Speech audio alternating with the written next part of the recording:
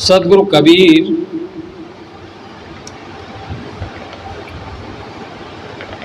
को लोग कहते हैं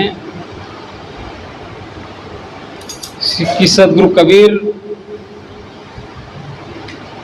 निर्गुणवादी थे और वो सगुण को नहीं मानते हैं। क्या यह सत्य है बाबा? हैं? सत्य है? क्या सत्य है? हैं? झूठ तो नहीं बोल रहे हो?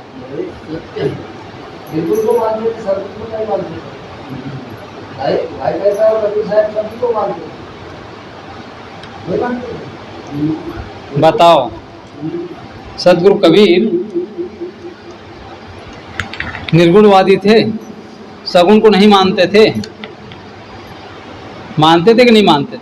माइक आपको दिया जाएगा, फिर आप पुराने कबीरपंथी हैं। हाँ, तो कबीर, सदगुरु कबीर निर्गुणवादी थे। कहाँ पर लिखा है कि वो जो है मैं निर्गुणवादी हूँ करके? बता सकते हो? हैं? कबीर ने स्वयं लिखा है कि मैं निर्गुणवादी हूँ करके? है? कबीर ने कभी नहीं कहा अपने को कि मैं निर्गुणवादी हूँ। है? क्योंकि निर्गुणवादी, निर्गुण किसको कहते हैं और सरगुण किसको कहते हैं,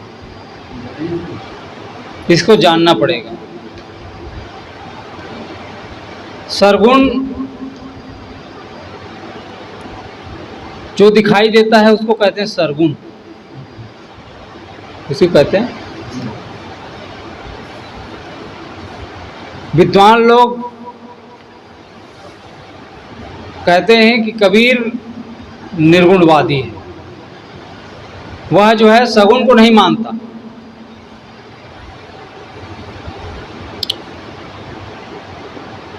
सगुण क्या है?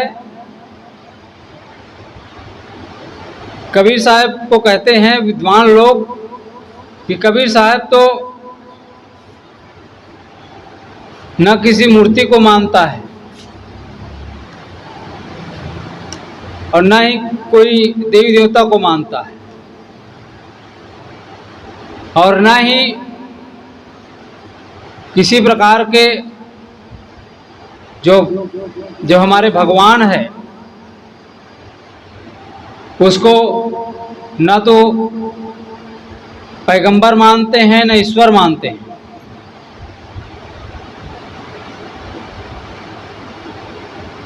वह तो उसको मानता ही नहीं। और सनातन धर्म में ये माना जाता है कि भगवान जो है कमल पर प्रकट हुए, उनका हृदय कमल है, उसका जो है चरण कमल है, ये है वो है, खूब उसकी व्याख्या करते हैं। लेकिन कबीर तो ऐसा कभी नहीं करते। इसलिए लोग मानते हैं कि कबीर क्या है? सगुणवादी नहीं है, कबीर निर्गुणवादी है कहते हैं।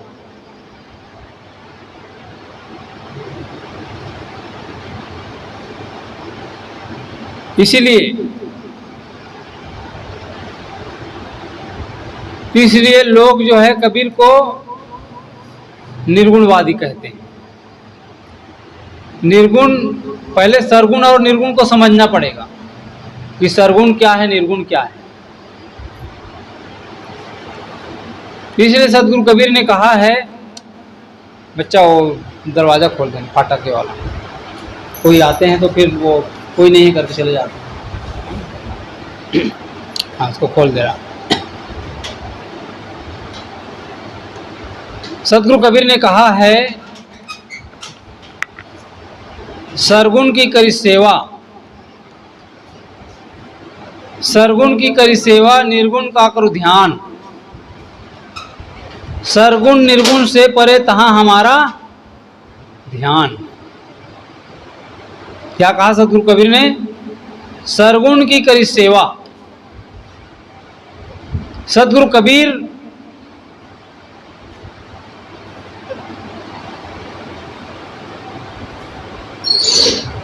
सरगुण के पक्षधर हैं, लेकिन लोगों ने क्या कहा कि कबीर तो सरगुण को मानते ही नहीं। वो इसलिए नहीं मानते हैं क्योंकि किसी मूर्ति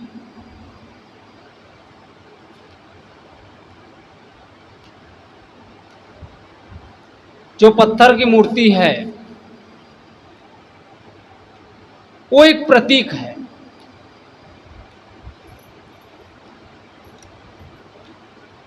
और वो यदि किसी को आशीर्वाद देता है तो अच्छी बात है। भूख लगती है, वो यदि भोजन करता है तो अच्छी बात है। प्यास लगती है तो पानी पिला दो, ठंडी लग रही है तो उसको कंबल ओढ़ा दो। लेकिन यदि भूख ही नहीं है, उसको खाता ही नहीं है, प्यास ही नहीं है, पानी पीता ही नहीं, जड़ पानी पीता है, उनको ठंडी लगती है क्या? फिर भी लोग क्या करते हैं, ठंडी के मौसम में फिर भी जो है हीटर चलाते हैं। भगवान को हीटर। सदगुरु कबीर जो खाने वाले उनको खिलाने की बात करते हैं। जो फोटो है, मूर्ति है, वो खाती पीती है क्या? वो खाती पीती नहीं है। इसलिए कबीर साहब उन बातों को स्वीकार नहीं करते, बल्कि साकार किसको मानते हैं? साकार जो दिख रहा है ना, प्राणी, जो प्राणी जगत है उसको मानते हैं। और जो फोटो है, मूर्ति है, फोटो मूर्ति क्यों बनाई जाती है? फोटो मूर्ति इसलिए बनाई जाती है क्योंकि वो एक प्रतीक है। फोटो को, मूर्ति को देखने से ये पता चलता है कि ये हमारे गुरु हैं, ये हमारे भगवान हैं। इसको जानने के लिए, लेकिन लोग क्या करते हैं? लोग करते क्या हैं? लोग उन्हीं के सामने आरती उतारना शुरू कर देते हैं, उनके सामने भोग मोक्ष मांगते हैं।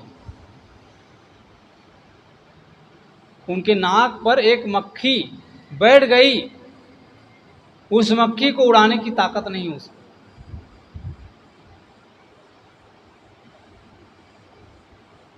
तो हमको जो है आशीर्वाद दे सकता है? दे सकता है? आशीर्वाद नहीं दे सकता। जो आशीर्वाद देता है उनके पास यदि आप जाएंगे ना, उससे आपको ज्ञान मिलेगा, आशीर्वाद मिलेगा। तो एक प्रतीक है वो।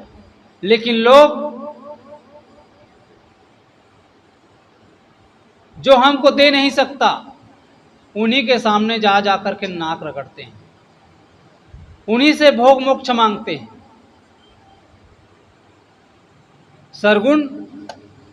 सरगुण है ये जीता जागता जो इंसान है। सच्ची मूर्ति यही है, इनकी पूजा करो कहते हैं सदगुरु कबीर। और जो मूर्ति है, मूर्ति की पूजा क्या है?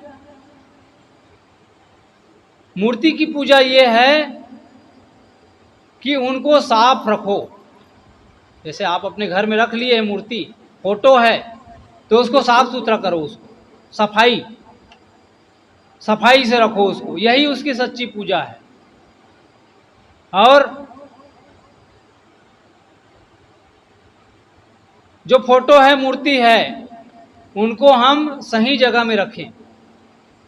यदि हमारे पास जगह नहीं है तो ज़्यादा मूर्ति रखने की जरूरत नहीं, ज़्यादा फोटो रखने की जरूरत नहीं है। जगह जो है सही जगह होना चाहिए। लोग करते क्या है, लोग फोटो रख लेते हैं, लेकिन कहाँ रखते हैं? जहाँ नहीं रखना चाहिए वहाँ पे रखते हैं। जैसे कहीं से घूम करके आए, कपड़ा उतारे और खूंटी में टांग दिए, जहाँ पे वो फोटो है ना, फोटो में ढक दिए, अपना खूंटी में टांग दिए उस कपड़े को। तो ये क्या है? ये मूर्ति का अपमान है, ये फोटो का अपमान है ना? ये अपमान है, ये उसकी पूजा नहीं है। सच्ची पूजा क्या है? सच्ची पूजा यही है कि यथा योग्य उचित स्थान पर रखें और उसकी सफाई शुद्धता होते रहना चाहिए, यही उसकी पूजा है। लेकिन लोग जो जिंदा है उनको तो आरती नहीं उतार सकता। जो फोटो हैं, जो ना तो हमको आशीर्वाद दे सकता है, उनके सामने लोग क्या करते हैं? उनके सामने लोग जो है आरती उतारते हैं, भोग मोक्ष मांगते हैं, मेरा कल्याण हो जाए। वह तो फोटो है भाई, मूर्ति है, वो क्या कल्याण करेगा? जिंदा के द्वारा होता है। आपको जिंदा डॉक्टर चाहिए कि फोटो वाला डॉक्टर चाहिए? बीमार पड़ जाते हैं तो कौन सा डॉक्टर चाहिए? जिंदा डॉक्टर। आप बीमार पड़ जाते हैं तो जिंदा डॉक्टर की जरूरत है। आपका मोटरसाइकिल बिगड़ जाए तो जिंदा मैकेनिक चाहिए आपको कि नहीं चाहिए? अब ज्ञान देने के लिए वो ज्ञान देगा क्या? फोटो वाला आपके मोटरसाइकिल बना सकता है? नहीं। लेकिन जहां कल्याण की बात आती है, भोग मोक्ष की बात आती है, वहां पे लोग क्या करते हैं? फोटो को पूजने लग जाते हैं। उनसे कल्याण होने वाला नहीं। कल्याण किससे होगा? जिंदा चाहिए, जिंदा की सेवा। सच्ची पूजा क्या है? साकार का। हमारे घर में जो परिवार के लोग हैं उनके साथ सुंदर व्यवहार करना, यही उसकी सच्ची पूजा है। उनका सही देख रेख करना। जैसे मकान है, ये मकान, इस मकान में, ये मकान क्यों बनाया गया है? किसके लिए बनाया गया है? रहने के लिए ना, मनुष्यों के रहने के लिए बनाया गया है। इस मकान की सफाई हम नहीं करेंगे तो क्या होगा? बेकार हो जाएगा, एक दिन टूट फूट जाएगा जल्दी। तो इसकी पूजा क्या है? इस मकान की पूजा ये है कि इसको साफ सफाई शुद्धता से रखना, यही उसकी पूजा है। आपके पास मोटरसाइकिल है, मोटरसाइकिल की आप सफाई नहीं करोगे तो क्या होगा? जल्दी खराब हो जाएगा। कपड़ा है, कपड़ा की आप सफाई नहीं करोगे तो क्या होगा? खराब हो जाएगा, गंदा होगा, खराब हो जाएगा। तो सफाई शुद्धता करना ही उसकी पूजा है। ये सारी चीज किसके लिए? इंसान के लिए। तो सच्ची पूजा, जो फोटो है, मूर्ति है, उसको साफ सुथरा करना ही उसकी सच्ची पूजा है। उसी प्रकार से जो है इंसान साकार जो जिंदा है उसका हम सेवा करें। सेवा करना ही सच्ची पूजा है, साकार को मानना। माता पिता ही सच्चे देवता है, गुरु संत ही सच्चे देवता है, अतिथि देवता है। इसकी सेवा करना। जो दिखाई दे रहा है ये तो जड़ है, प्रकृति है, लेकिन उसको जानने वाला कौन है? उसके जानने वाला चेतन जीव, जो सबके घट घट में विराजमान है, जिसको हम क्या कहते हैं?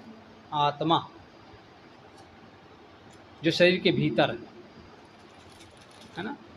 तो साकार क्या है? इसकी सेवा करना, जिंदे की सेवा करना ही साकार तो इसको जो है सदगुरु कबीर मानते हैं। और लोग क्या कहते हैं, कबीर तो साकार को मानता ही नहीं। शरीर साकार है कि नहीं?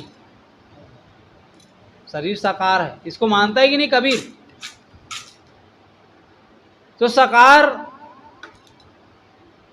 प्राणी मात्र की सेवा करना ही साकार को मानना है, सरगुण को मानना है। ये सच्ची पूजा है। किसी फोटो मूर्ति को पूज लेने से कल्याण होने वाला नहीं है। सच्ची पूजा है जो साकार, जो शरीरधारी है वो साकार है, उसकी सेवा करना, उनके साथ अच्छा व्यवहार करना, सुंदर व्यवहार करना, ये उनकी सच्ची पूजा है। तो ये है साकार। तो सरगुण की करी सेवा, सरगुण की सेवा, निर्गुण का करो ज्ञान। निर्गुण क्या है? निर्गुण है आत्मा को जानना। आत्मा दिखाई देता है? आत्मा दिखाई नहीं देती। उसको जानना, उसको ज्ञान करना। आत्मा जो है अजर है, अमर है, अखंड है, अविनाशी है, निराकार है। दिखाई देता है क्या? दिखाई नहीं देता। उसको किससे जाना जा सकता है? उसको अनुभव से जाना जा सकता है। वो अनुभव की चीज है। तो निराकार, निराकार क्या है? निर्गुण क्या है? निर्गुण आत्मा है जो सबके अंदर बैठा हुआ है, वही तो निर्गुण है। उस निर्गुण को हम जान जाएंगे ना, तो हम किसी के साथ दुर्व्यवहार करेंगे, किसी के साथ गलत करेंगे, हिंसा नहीं कर सकते। इसलिए सदगुरु कबीर साहब कहते हैं, सब घट मेरो साइया, सैनी सेज न कोय। सब घटों में विराजमान है वह चेतन जीव, वही असली ब्रह्म है, उसी को तू पहचान। तो आत्मा का बोध, केवल जान लेना, केवल जान लेना ही आत्मबोध नहीं है। जानने में क्या लगता है? पढ़ लिए, लिख लिए, इससे क्या हो जाएगा? पढ़ने लिखने से, पढ़ने लिखने तो बड़े बड़े विद्वान लोग पढ़ लिख करके बैठे हैं। क्या उसको बोध हो गया? क्या आत्मा को बोध हो गया उसको? बड़े बड़े इंजीनियर, कलेक्टर सब पढ़ के बैठे हैं, लेकिन कर क्या रहे हैं? मांस खा रहे हैं, शराब पी रहे हैं, नाना प्रकार के कर्म कर रहे हैं। तो केवल पढ़ने लिखने से काम नहीं होने वाला है। करना क्या पड़ेगा? अनुभव, अनुभूति। इसलिए सदगुरु कबीर ने कहा है कि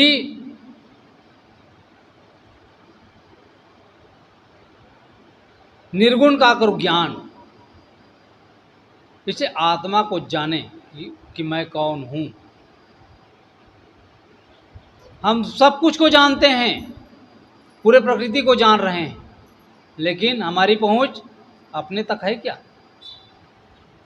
अपने को नहीं जान पा रहे हैं, तो सब व्यर्थ है। इसलिए आत्मा का बोध, मैं कौन हूं,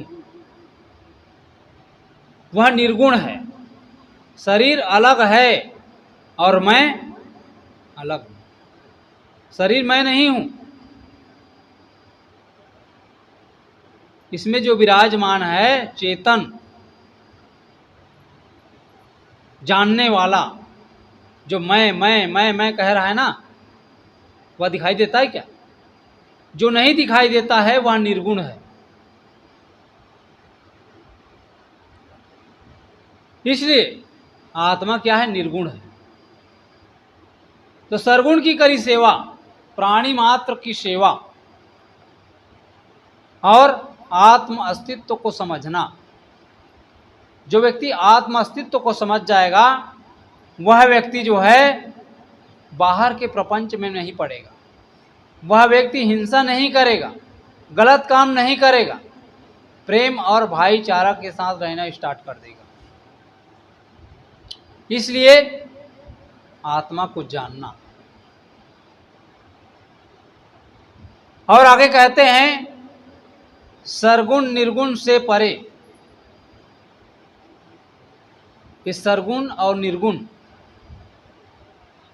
इस शरीर क्या है? शरीर जड़ है। इसलिए गोस्वामी तुलसीदास जी कहते हैं कि गो गोचर जहां लग मन जाई, सो सब जानो माया भाई। गो गोचर जहां लग मन जाई,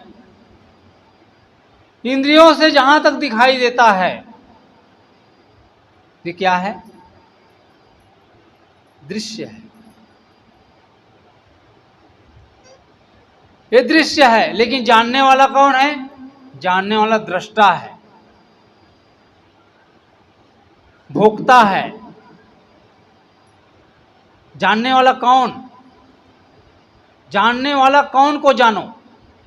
जानने वाला कौन है? आत्मा। अब ये तो जड़ है, प्रकृति है। बोध करने वाला आत्मा ही है। इसलिए आत्मा को समझे, जीव को समझे कि मैं कौन, मैं जो कह रहा है वही आत्मा है। उसको दिखाया नहीं जा सकता, इसलिए वो निर्गुण है। तो निर्गुण का करो ज्ञान, इसे आत्मबोध, आत्मा का ज्ञान। कहते हैं कि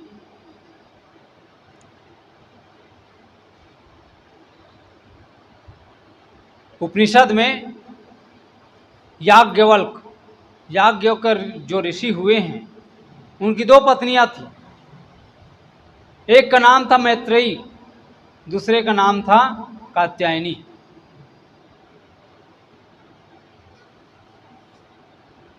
कात्यायनी छोटी थी, मैत्रेयी बड़ी थी।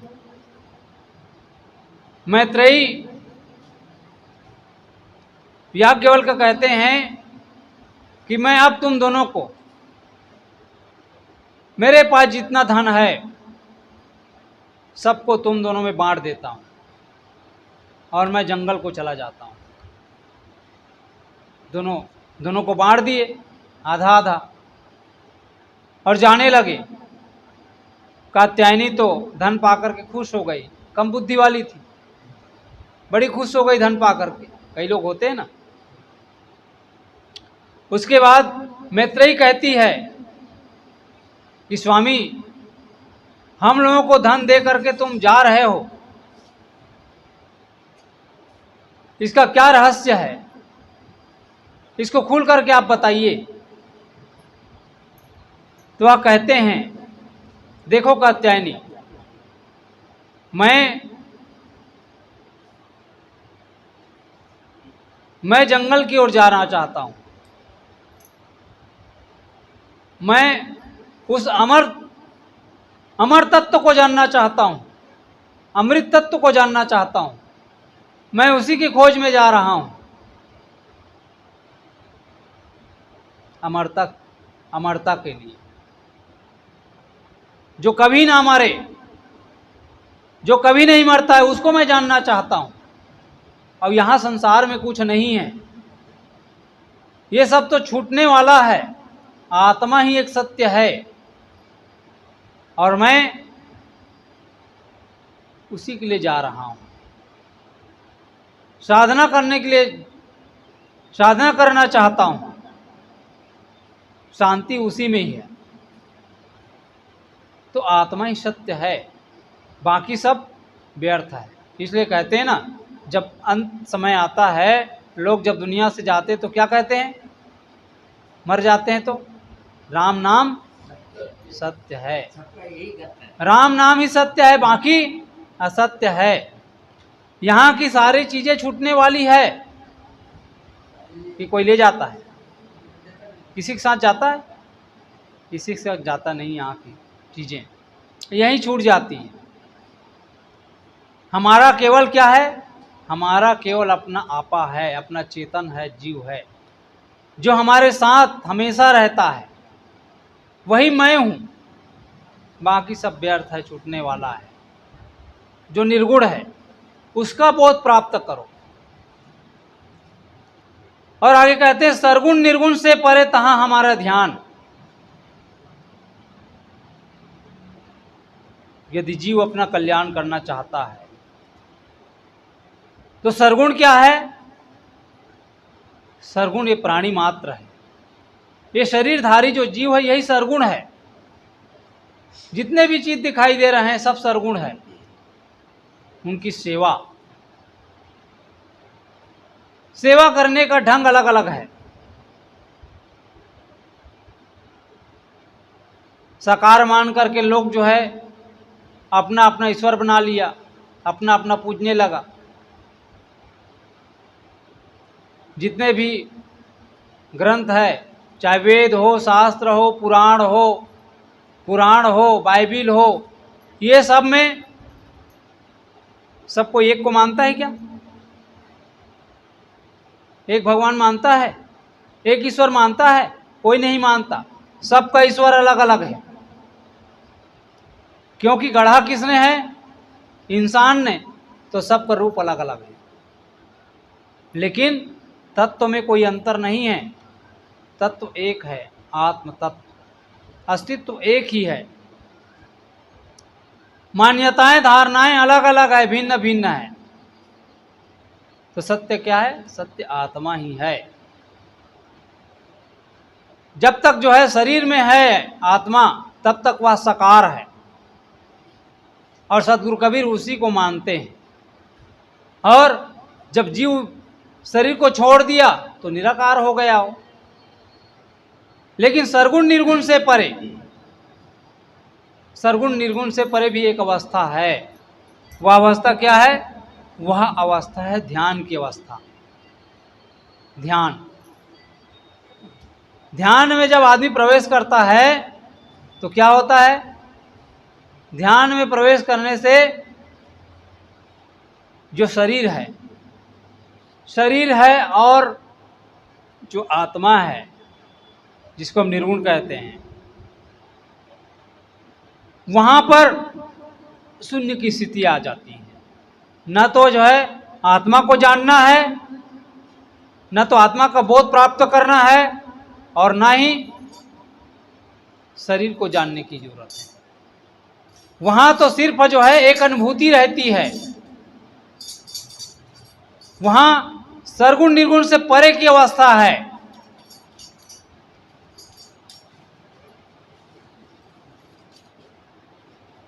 शून्य की स्थिति, सरगुण निर्गुण से परे, तहां हमारा ध्यान, उसका ध्यान।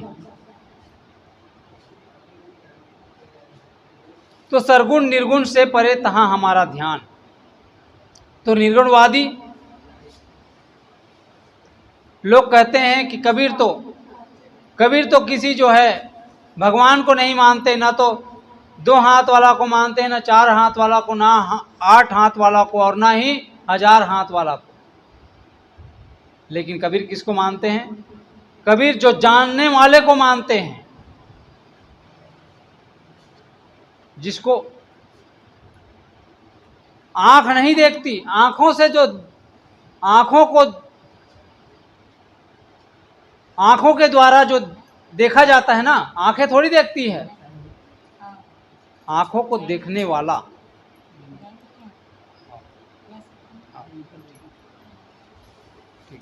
बंदगी करो फिर जाना है ना। हाँ, 3 बार बंदगी। हाँ, चलो। देखो पीछे लोग का है साय।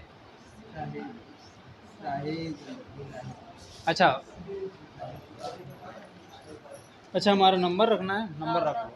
मात्रा भी दे दो साहब, मोबाइल नंबर। अभी हम बोलिया जाबो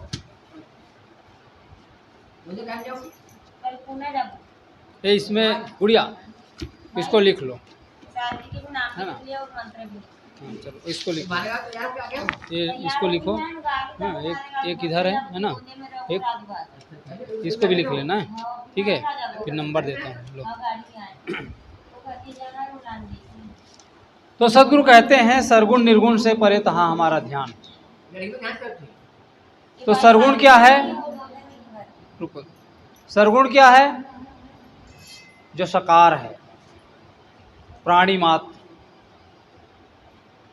और निराकार निर्गुण, निर्गुण आत्मा है। और सरगुण निर्गुण से परे, सरगुण निर्गुण के से परे जो अवस्था है वो ध्यान की अवस्था है। ध्यान की अवस्था में ना तो शरीर रह जाता है और ना ही आत्मा को जानना है। वहाँ एक परे की अवस्था है, ऊपर की अवस्था है। तहाँ वहीं हमारा ध्यान लगना चाहिए। वो यदि हमारा ध्यान लग गया, उसमें हम प्रवेश कर गए, तो समझ लीजिए हमारा जीवन कृतार्थ हो गया। हम जो है सफल हो जाएंगे। हर आदमी कल्याण चाहता है, इसलिए कल्याण की ओर अग्रसर होएं, कल्याण की ओर आगे बढ़ें। इसी के लिए हमको जो है अध्यात्म में प्रवेश करना होता है।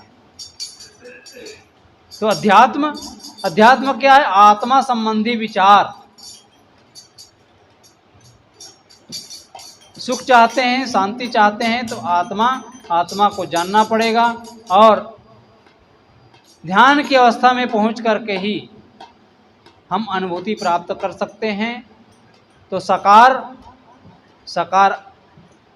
जो दिखाई देता है, और निराकार आत्मा है।